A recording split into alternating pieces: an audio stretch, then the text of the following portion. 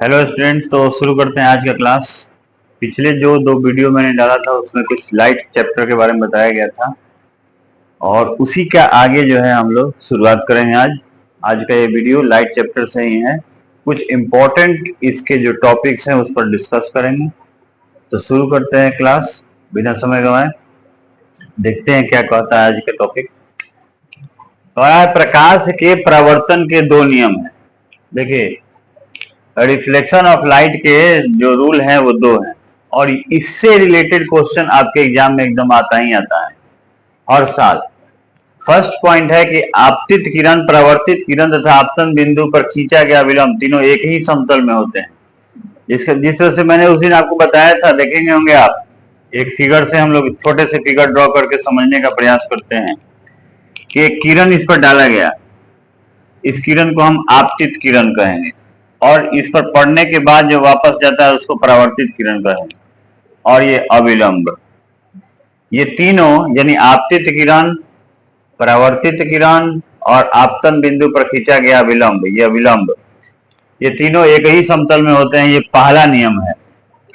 Second rule कहता है कि आपतन कोण परावर्तन कोण के बराबर होता है, यानी ये जो आई है एंगल ऑफ इंसिडेंस और एंगल ऑफ रिफ्लेक्शन। मतलब कि अगर मान के चलिए कि यह 40 डिग्री है तो यह भी 40 डिग्री ही होगा। अगर यह 60 डिग्री है तो यह भी 60 डिग्री ही होगा। यह 50 है तो यह भी 50 डिग्री ही होगा। तो ये जो दोनों नियम है, प्रकाश के परावर्तन के दो नियम, इनसे रिलेटेड क्वेश्चन हर बार पूछता है। कभी कभी ऑब्जेक्टिव में पूछ देता है कि प्रकाश के परावर्तन के कितने नियम हैं। जैसे 2023 के एग्जाम में यही सेम टू सेम क्वेश्चन था ऑब्जेक्टिव में कि प्रकाश के परावर्तन के कितने नियम। ऑप्शन में था 1 2 3 4। तो जिन बच्चों को मालूम था कि दो नियम है उन्होंने 2 पर टिक लगा दिया। अब आगे देखते हैं क्या है। कहता है प्रतिबिंब, किसी बिंदु स्रोत से आती प्रकाश की किरणें दर्पण से परावर्तन के बाद जिस बिंदु पर मिलती हैं या जिस बिंदु से आती हुई प्रतीत होती है उसे उस बिंदु स्रोत का प्रतिबिंब कहते हैं।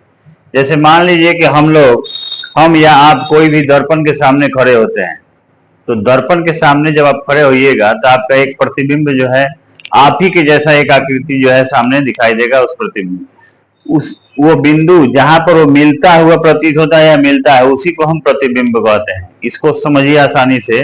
जैसे समतल दर्पण के सामने हम खड़े हो गए और दर्पण से मेरी दूरी 10 सेंटीमीटर की है या 10 मीटर की है या कुछ भी है, तो दर्पण के अंदर उतनी ही दूरी पर मेरे ही जैसी आकृति एक दिखाई देगी। उस आकृति को ही, उस चीज को ही, उस वस्तु के उस रंग को, रूप को ही हम प्रतिबिंब कहते हैं। अब प्रतिबिंब जो होता है वो दो प्रकार का होता है। एक को हम लोग वास्तविक प्रतिबिंब कहते हैं और दूसरे को आभासी या काल्पनिक प्रतिबिंब कहते हैं। वास्तविक प्रतिबिंब को इंग्लिश में रियल इमेज और आभासी या काल्पनिक प्रतिबिंब को वर्चुअल इमेज कहा जाता है। तो देखिए, सबसे पहले आज हम लोग समझते हैं वास्तविक प्रतिबिंब क्या है। किसी बिंदु स्रोत से आती प्रकाश की किरणें दर्पण से परावर्तन के बाद जिस बिंदु पर वास्तव में मिलते हैं उसे उस बिंदु स्रोत का वास्तविक प्रतिबिंब कहते हैं। इस लाइन को अगर समझना है तो हम लोग ऐसे समझ सकते हैं कि जैसे अगर आप लोग देखे होंगे कभी स्मार्ट क्लास को अपने स्कूल के, या कभी सिनेमा घर में गए होंगे तो पर्दे पर देखे होंगे किसी भी प्रतिबिंब को, तो वह कोई भी ऐसा प्रतिबिंब जो हम लोगों को उसके वास्तविक स्थान पर प्राप्त हो जाता है, उसके स्क्रीन पर प्राप्त हो जाता है, यानी वास्तविक स्थिति में हम उसको टच कर पाते हैं, छू पाते हैं, देख सकते हैं, उस स्थिति को ही हम लोग वास्तविक प्रतिबिंब कहेंगे। और जब कंडीशन ऐसा होगा कि प्रतिबिंब तो बनेगा मगर उसके वास्तविक स्थिति तक हम नहीं जा पाएंगे, तो उसको हम लोग काल्पनिक या आभासी प्रतिबिंब कहते हैं। जैसे समतल दर्पण के सामने अगर आप खड़े हो जाएं और मान लीजिए कि आप दर्पण से 5 मीटर की दूरी पर हैं, तो आपका प्रतिबिंब भी दर्पण के अंदर 5 मीटर के अंदर बनेगा। और ऐसी स्थिति में प्रतिबिंब तो बनेगा मगर आप उसके वास्तविक स्थिति तक, उसके वास्तविक स्थान तक जा नहीं सकते। इस प्रकार से हम यह कह सकते हैं कि वास्तविक प्रतिबिंब को हम छू सकते हैं या जिसको स्क्रीन पर ऑब्टेंड कर सकते हैं, और आभासी प्रतिबिंब वह प्रतिबिंब होता है जिसको हम लोग छू नहीं सकते। अगर परिभाषा की बात करें तो आभासी प्रतिबिंब किसी बिंदु स्रोत से आती प्रकाश की किरणें परावर्तन के बाद जिस बिंदु से आती हुई प्रतीत होती है। देखिए ये वर्ड जो है बहुत इंपॉर्टेंट है, आती हुई प्रतीत होती है, रियल में नहीं हो रहा है, ये प्रतीत होता है। अब आप उसकी कल्पना करते हैं, उसे उस बिंदु स्रोत का आभासी प्रतिबिंब कहते हैं। तो ये उम्मीद है ये दोनों समझ में आया होगा। फिर देखते हैं आगे क्या है इसके बाद। देखिए अब हम लोग पढ़ेंगे समतल दर्पण द्वारा प्रतिबिंब का बनना। जैसे देखिए ये मान लीजिए कि कोई समतल दर्पण है mn कोई समतल दर्पण है जिस पर के सामने एक वस्तु रखी गई है।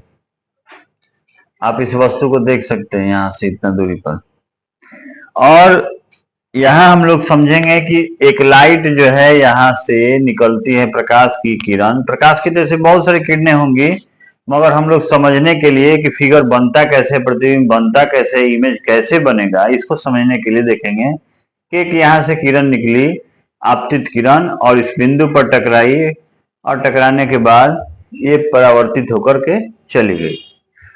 और एक हमारा इमेजिनरी लाइन जिसको अविलंब हम लोग थोड़ी देर पहले पढ़े थे, तो यहां से एक काल्पनिक, एक आभासी लाइन ड्रॉ करेंगे, और एक यहां से, और जिस बिंदु पर जाकर के मिलेगा, जिस बिंदु पर जाकर के मिलेगा, इमेज हमारा उतनी ही दूरी पर उसी स्थान पर बनेगा। तो जैसा कि मैंने पहले बताया था कि समतल दर्पण में जो प्रतिबिंब बनता है वह आभासी प्रतिबिंब होता है। तो यहाँ आप लोग देख रहे होंगे कि चूंकि दर्पण के पीछे ये प्रतिबिंब बन रहा है, दर्पण पर तो नहीं है, इसलिए यह प्रतिबिंब हमारा आभासी प्रतिबिंब होगा। अब जो समझने वाली बात है वो ये है कि कोई वस्तु समतल दर्पण से जितनी आगे होती है उसका प्रतिबिंब दर्पण से उतना ही पीछे बनता है। इसको अगर हम लोग सिंपल भाषा में जाने तो हम कह सकते हैं कि वस्तु दूरी बराबर होता है प्रतिबिंब दूरी। वस्तु दूरी बराबर हो जाता है प्रतिबिंब दूरी, यानी वस्तु की जितनी दूरी होगी प्रतिबिंब की भी दूरी उतनी ही होगी। अब इसके बाद जो हम लोग नेक्स्ट टॉपिक पढ़ेंगे वह होगा समतल दर्पण से बने प्रतिबिंब की विशेषताएं। तो अब देखते हैं हम लोग समतल दर्पण द्वारा बने प्रतिबिंब की विशेषताएं। पहला है कि प्रतिबिंब जो बनता है वो दर्पण के पीछे बनता है। फर्स्ट जो विशेषता है, फर्स्ट जो इसका कैरेक्टरिस्टिक्स है वो है कि प्रतिबिंब जो बनेगा वो दर्पण के पीछे बनता है। सेकंड है प्रतिबिंब का आकार वस्तु के आकार के बराबर होगा। मतलब कि जैसे मान लीजिए कि इस वस्तु को हम समतल दर्पण के सामने रखें और ये 5 सेंटीमीटर का है, तो प्रतिबिंब भी उसका 5 सेंटीमीटर का ही बनेगा। तीसरा पॉइंट है प्रतिबिंब वस्तु की अपेक्षा सीधा बनता है। मैंने अगर हम लोग प्रतिबिंब को, वस्तु को कैसे रखेंगे, जिस ढंग से रखेंगे उसका प्रतिबिंब भी वैसा ही बनेगा। मतलब कि इसको अगर ऐसे रख दिए तो समतल दर्पण में ये उल्टा नहीं बन के सीधा ही बनेगा बिल्कुल। इसके बाद है प्रतिबिंब पार्श्विक रूप से उल्टा होता है। पार्श्विक रूप से उल्टा का मतलब समझिए, आपका लेफ्ट हैंड जो है प्रतिबिंब में राइट हो जाएगा और राइट जो है वो क्या हो जाएगा, लेफ्ट हो जाएगा। इसको लैटरल इन्वर्सन इंग्लिश में कहा जाता है। उसके बाद है प्रतिबिंब आभासी होता है। आभासी का मतलब हम लोग इसको समझ सकते हैं, यानी हम लोग इसको पर्दे पर प्राप्त नहीं कर सकते। और अंतिम पॉइंट है इसका कि प्रतिबिंब दर्पण से उतने ही पीछे बनता है जितना वस्तु दर्पण से आगे रहता है। मतलब अगर हम किसी वस्तु को दर्पण से 10 मीटर की दूरी पर रखें आगे, तो प्रतिबिंब भी दर्पण से 10 मीटर की दूरी पर ही बनेगा। ठीक है।